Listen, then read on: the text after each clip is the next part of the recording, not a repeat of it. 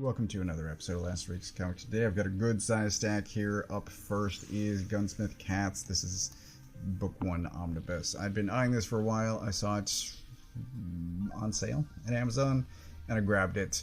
I'm also eyeing the Bubblegum Crisis.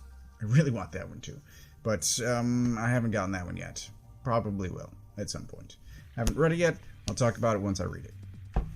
Also, I got, this is the Free Comic Book Day Demona issue. I'm going to say, unlike, I tend to think of Free Comic Book Day as a jumping on point, as like a sales pitch to the public. This does not really do that, which I find odd. What it does is it just throws you into the world.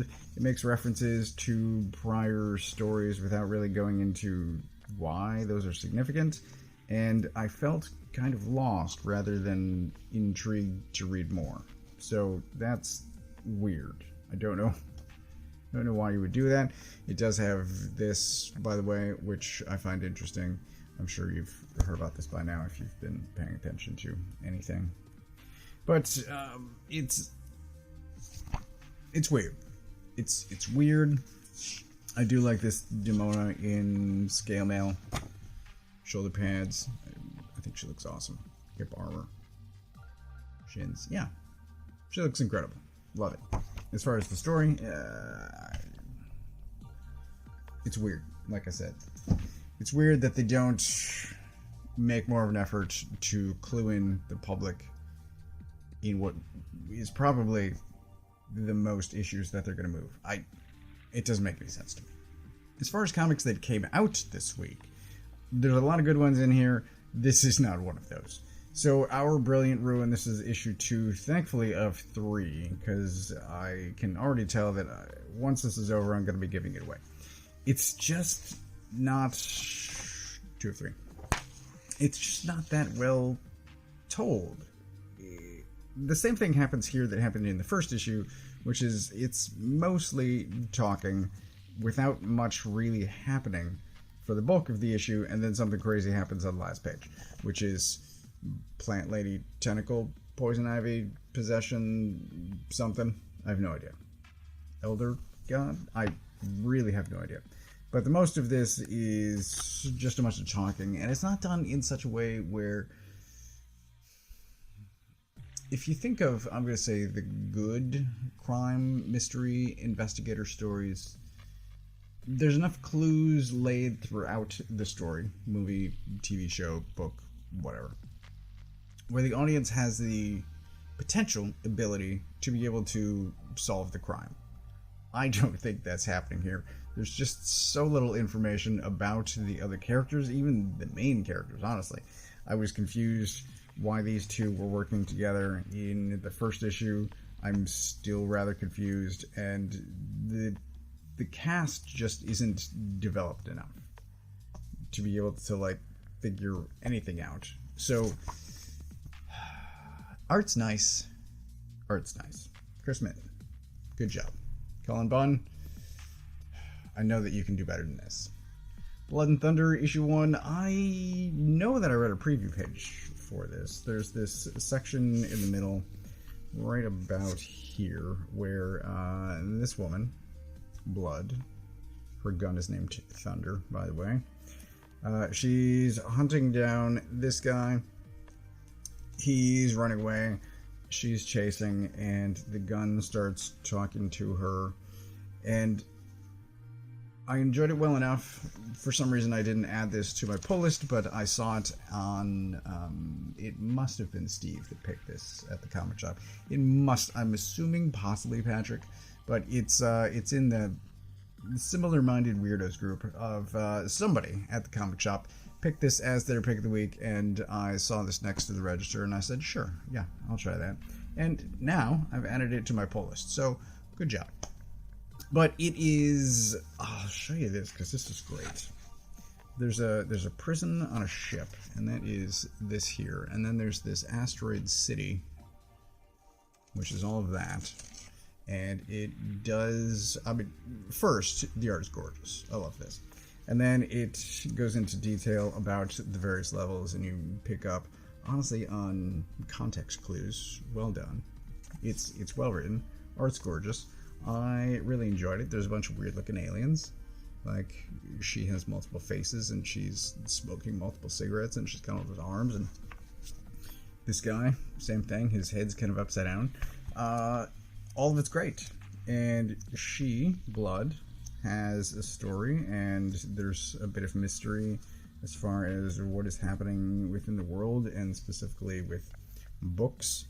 And I find all of that interesting, and it's well done. And like I said, I've already signed up for issue 2, so great start.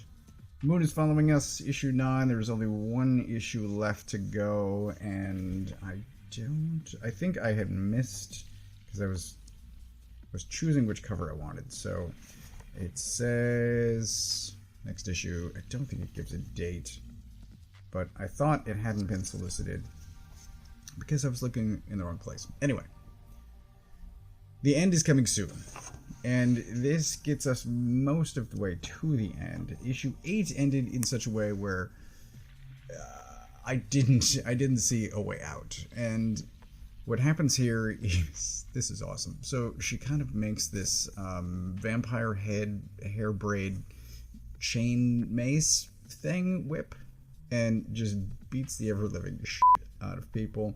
And this guy gets his face bitten off, and right there, awesome. So our heroine, who is up against the wall, these 3 guys looming over her, kicks ass and manages to get away, rescue the girl, and it's awesome. All of this is incredible. Art's great. Story really well done. And I'll show you this one too, because I love this page. Look at this. I wish I could hold that up farther, but oh my god. And just as they think they're out, really terrible things happen. Have been happening, continue to happen, and next issue is the final issue. I am absolutely getting the, ideally, hardcover collection, complete collection, once that comes out. So far there is a single trade which has, I'm going to say, the first half of the series in it. So if you are curious, you can grab that. There's an ad in here somewhere, and there it is. Trade 1 available, Trade 2 will be coming, and I assume a complete collection, like I said, hopefully hardcover, is coming, because I want that on my shelf. This series is one of the best of the year. One of the best, really, of several years, but this series is incredible. Highest possible recommendation. Uncanny Valley also has 1 issue to go. This is issue 9, and things aren't going well for our main characters here either.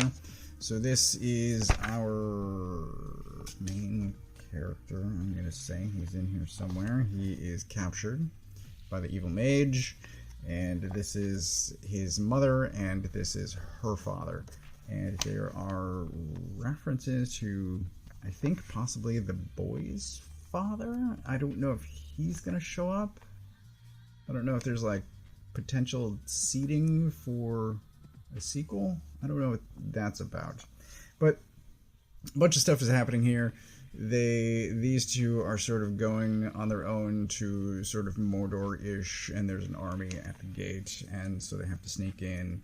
And this guy is not well off in any regard. He possibly concocts a plan to save himself. I don't know. There's a lot of moving pieces. It's well done. Still enjoying it. It's not as good as some other things, but it is still good. Still enjoying it. Absolute Superman issue 7. This is a big Brainiac issue. It is entirely Brainiac, I believe. So initially, the Omega Men attack this base, and he literally takes them apart. That is not figurative. This issue is gross and kind of over the top, but here we get a look at Brainiac, and then it goes back to fill in his story, and it's wild. I have not seen anything like this. Certainly nothing from DC. This is kind of independent territory as far as like just the manipulation of sort of known characters into something borderline unrecognizable. But it's really well done. It's well told, and it's gross. Yeah, I don't know what else I want to say about this. It's well done and gross. Speaking of well done, Adventureman, Family Tree. This is issue 2 of 3. I honestly thought it was only a 2-issue series, and as I was reading this, I'm like, I don't see how any of this stuff is going to wrap up, and I was kind of annoyed because I'm like, this story started, I don't know how many years ago, and still hasn't wrapped up because of the really, I'm going to say terrible, publication schedule of just huge gaps between arcs, or even mid-arc. Anyway. What has happened is this family, where is he? This boy has gone missing from the rest. There's a bit of dimensionality going on. There's some weird stuff. Same city, 2 cities, same place, and some ghost stuff. And so there's kind of spirits, and he's on the wrong side of this barrier. Anyway, this is the Adventureman, so they are possibly fictional. It's hard to go into. Anyway, this is his mother, Claire, and she's been looking for him. They kind of assume that he was dead, and anyway, all of that's going on. All of that is really before this series really starts. So that was... She is now, in this series, trying to get him back, and he's trying to get back to her, to the rest, really, of his family, and there's still fun adventure stuff happening. The art is still incredible because it's the Dodsons. I don't know what else to say. I really enjoy the Adventureman books, the series, the issues. I love it. The publication schedule, as I said, I just knocked the camera. The publication schedule, as I said, annoys me, but it's really well done. Whenever an issue comes out, it's really well done. And it was my mistake thinking this might conclude this issue when it still has one more issue to go, so fingers are crossed. But this is well done. I really enjoyed it. It's gorgeous, fun adventure. It's awesome. I love it. Speaking of gaps between arcs, we have Farmhand, issue 21. And this is the start of the final arc. You can see the rest here. Hopefully this stays on track. But I have been a fan of Farmhand since it started, really, of Rob Guillory, since he was on Chew. And Farmhand has been a great series that has, for the last, I don't know how many years, been on hiatus. I think he says at the back here that he's finishing the final issue right now. I'm not going to show that page, but he talks, I believe, here about, so, since 2016. It's been a while. Anyway. It should be on schedule. Fingers crossed. I'm looking forward to it. Farmhand left off on a major cliffhanger. I don't even want to say. But one of the lead characters was grievously wounded, and it's even worse than it sounds. This picks up immediately after that, so I hope you've brushed up on what came before. Unlike me, I did not, and I just get thrown back into this world. It's not a complaint. It's just, it's really... Don't treat this as a jumping on point, is what I'm saying. It's the start of the final arc. It doesn't do anything to remind you of what has come before, of what is happening. It's just throwing you in. And if you read this in collected form at some future date, it will be a very solid reading. Yes. Yes. You will have experience, reading experience. That's the word I was looking for.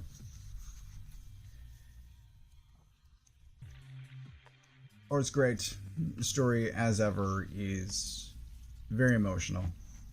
There is, for anyone unfamiliar, because this predates this channel for sure, but what is happening is her father has created this seed, and it creates these kind of plant zombie hive mind things.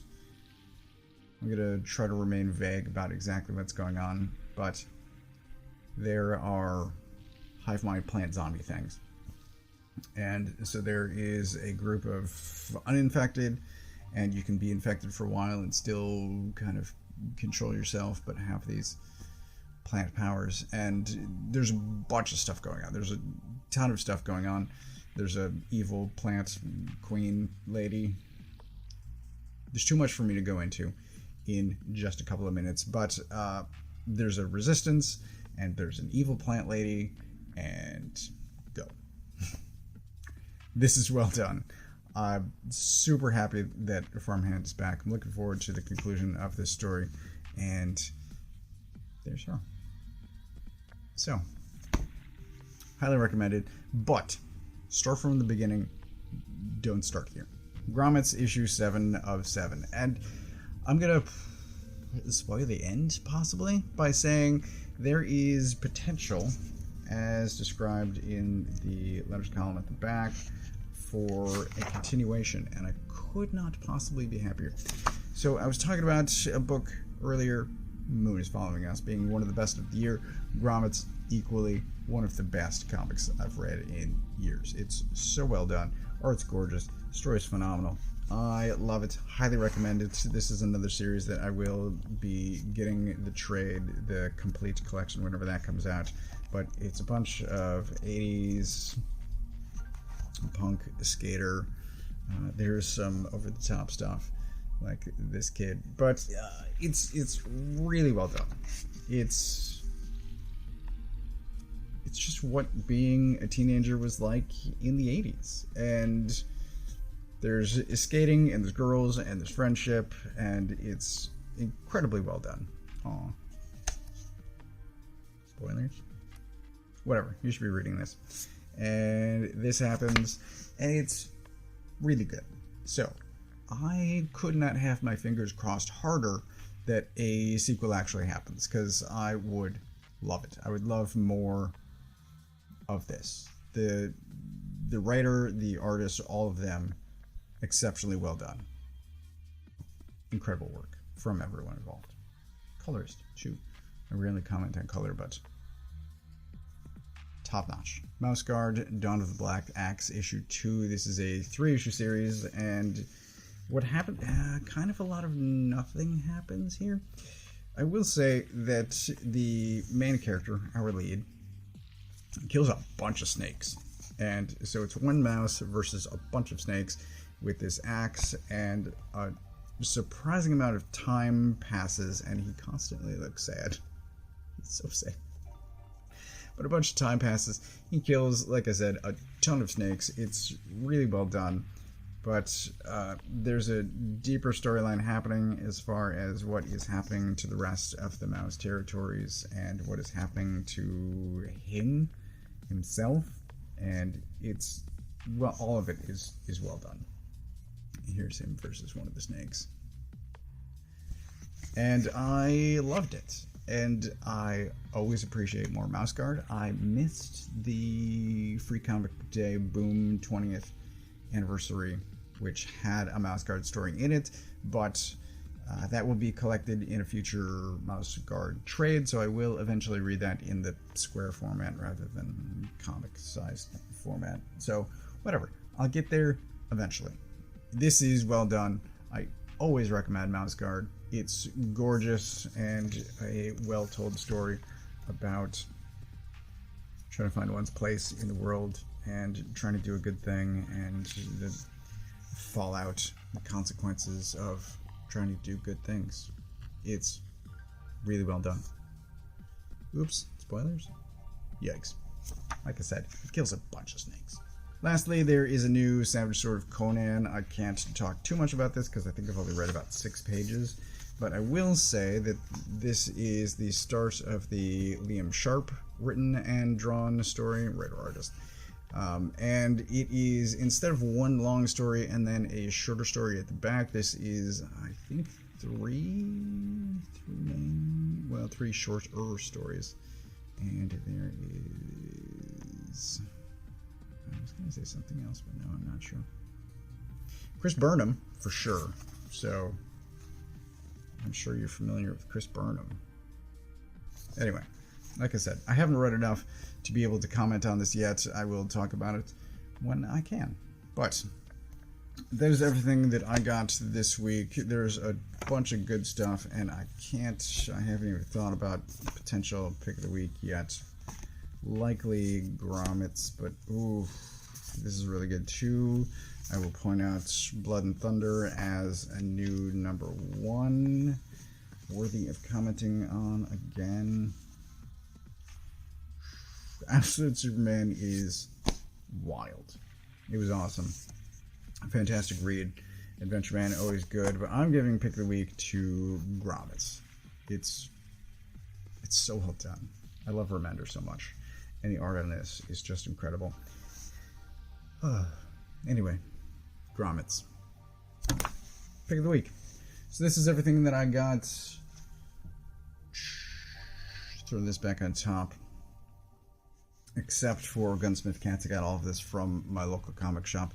If you don't know where yours is, you can use this URL to find the one closest to you. Thanks for watching.